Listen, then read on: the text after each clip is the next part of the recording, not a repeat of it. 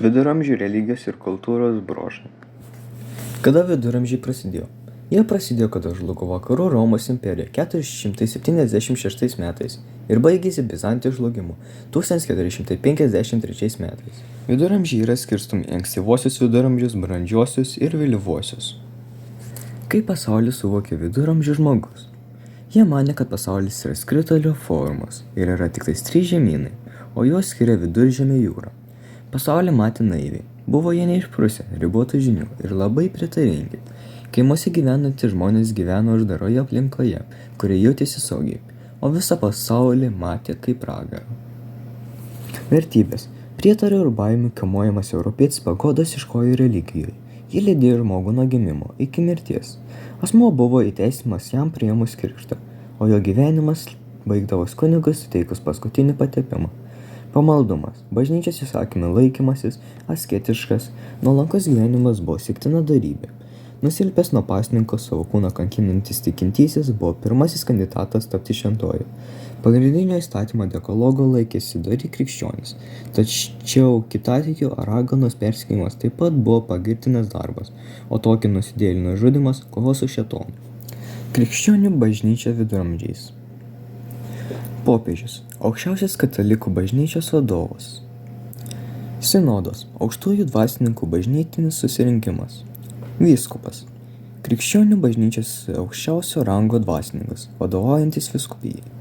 Katalikų bažnyčia – krikščionių organizacijai, kuriai vadovauja sinodas ir popiežius. Patriarchas – stačiatikių bažnyčios vadovas. Kataliko ir stačiatikių struktūra. Griūvant Vakarų Romos imperijai, krikščionių bažnyčia jau buvo tvirta organizacija, sudaryta iš abiejose imperijos išsibarsčius bendruomenių. Nuo 4 amžiaus joms visoms vadovavo teisiami Romos miesto krikščionys, o jų vyskupas buvo pripažintas vyriausiuoju bažnyčios vadovu – popiežiumi. Dvasininkai ir bažnyčios kritikai. Skriptoriumas – rankraščių knygų perrašinėjimo dirbtuvė. Manuskriptas – senovinis dažniausiai antikos viduramžiais rankraštis. Celibatas – katalikų dvasininkų ir vienuolių privaloma viengungystė. Vienuoliai – asmuo savo gyvenimą paskyręs tarnauti Dievui. Abatas – vienuolyno viršininkas. Regula – vienuolyno įstatai. Dvasininkų luomų struktūra. Pirmutinis yra popiežius, paskui eina kardinolai, kunigai, vienuoliai. Religinis gyvenimas Lietuvos didžioji kunigaikštystėje. 1387 metais Lietuva tapo pakrikštyta, o 1413 metais Žemaitijos krikštas. Katalikų bažnyčia. Katalikų bažnyčia Lietuvoje įsitvirtinti padėjo Jogailos sutiktos privilegijos. Vilniaus vyskupas gavo žemių, buvo užtikrinta politinė dvasininkų įtaka. Privilegija suteikta ir Vilniaus miestui, todėl miestiečiai greit priėmė bažnyčios mokymą. Jiems jau pažįstamai pranciškonų ir dominikonų vienuolių. Bajorų suviliojo teisė laisvai naudoti savo žemėmis turto. Norėdami įrodyti ištikimybę valdovui ir noriai religijai, jie statė bažnyčias, vertė jų žemėse gyvenančius valstiečius laikytis bažnyčios ir Dievo įsakymų, lankyti pamaldas. Viduramžių švietimo ir mokslo raida. Laisvieji menai. Laisvieji menai buvo viduramžių sistema aprėpus visus išskyrus teologinius mokslus. Laisvieji menai. Kokie jie buvo? Dialektika, aritmetika, geometrija, fizika, muzika, astronomija. O dėl to, koks yra 7 menas, daug įvairių pažiūrų. Filosofai netikintis pranašystėmis teigia, kad 7 menas nekromantija.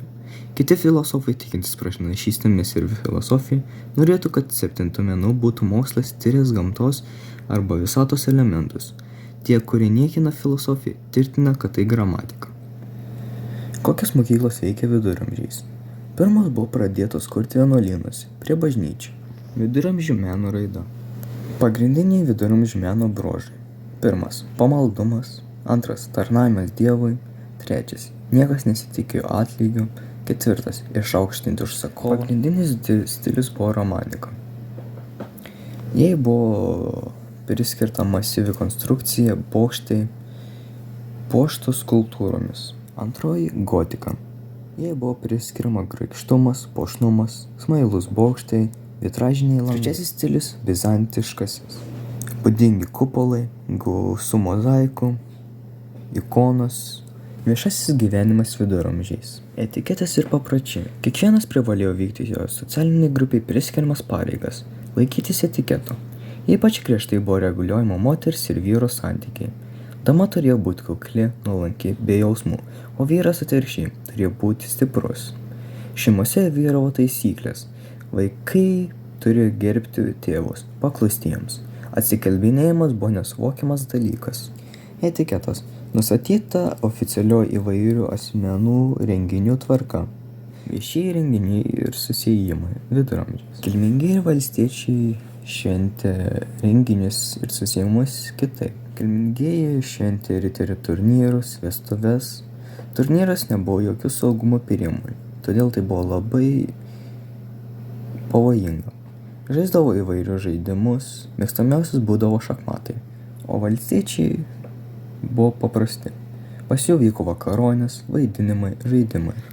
Taigi, šiame skyriumi apžvelgėme viduramžių civilizacijos ir Bizantijos religinį gyvenimą, kultūros raidą.